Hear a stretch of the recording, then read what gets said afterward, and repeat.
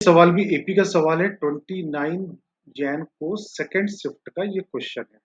ये एपी के fundamental concept के ऊपर बेस्ड है। जैसे मान लो यहाँ पे लिखा है T1 प्लस T2, ये एपी के टर्म लिखे हैं, से लेकर Tn-1 प्लस Tn लिखा है।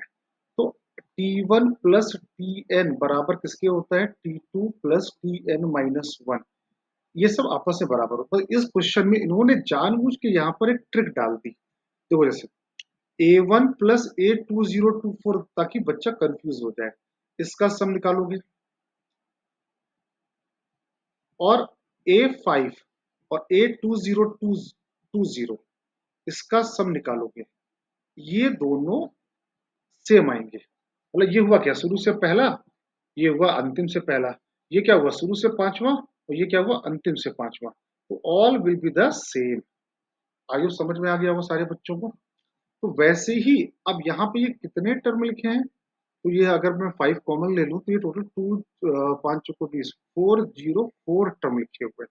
404 टर्म लिखे हैं, तो टोटल कितने पेयर बनने वाले हैं सर? ये 202 पेयर बनने वाले हैं। अरे बनने वाले हैं पेयर, और एक पेयर तो ये हो गया A1 प्लस A2024। तो मतलब कि टोटल 203 पेयर बनने वाले हैं। उसमें A1 प्लस A2024 का सम क्या दिया ना, 2233। पहले आपको ये बात समझ में आई कि नहीं कि 203 आया कहाँ से? अगर आपको ये बात समझ में आ जाती है तो आपसे ये पूछा गया है, ये पूछा गया, तो इसका आंसर क्या होगा? n/2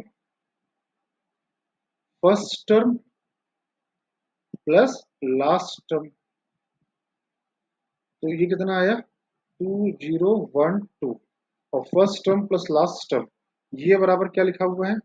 2233 upon 203। ठीक है, ये सबको यहाँ पे थोड़ा समझ में आई? अब यहाँ पे थोड़ा सा इन्होंने कैलकुलेशन डाल, ठीक है। अब इसको 11 से कैंसिल करो, तो यहाँ पर अगर हम कैंसिल करें 11 से, तो 11 दूनी 22, 11 3 33, इसको मैंने ऐसे लिख दिया। और ये कैंसिल हो गए, तो क्या बचा? 1012 इंटू 11।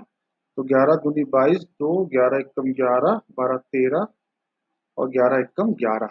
तो आई होप क्लियर है सबको यहाँ तक? यहाँ पे क्या लिखा मैंने? तो ये क्वेश्चन सबको समझ में आना चाहिए। ये एनसीईआरटी का कॉन्सेप्ट है। तो बस इन्होंने एक ट्रिक डाली बीच में कि बच्चा देखे कि टर्म A1 है, फिर A5 है, फिर A10 है, तो बच्चा घबरा जाए। तो नहीं, घबराना नहीं है, आपको बिगिनिंग से और एंड से जो टर्म का सम निकालना है।